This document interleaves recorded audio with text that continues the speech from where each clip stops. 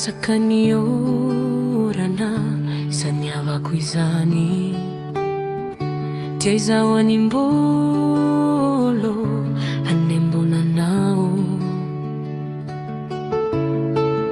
Ny filatsaky ny orana ao an-tafotrano, firitsoky ny rivotrao ao tratrako ao.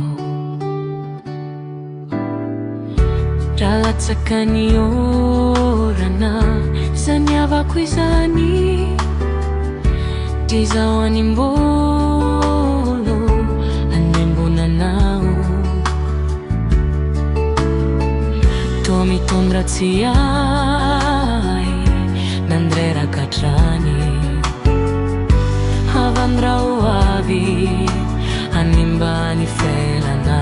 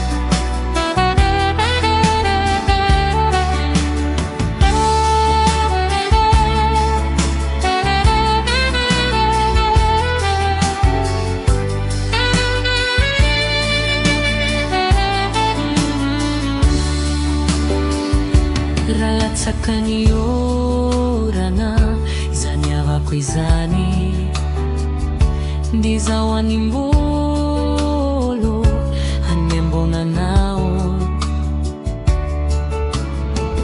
Ny filatsaky ny orana ao an-tafotrano, firitsoky ny rivotrao ao tratrako ao.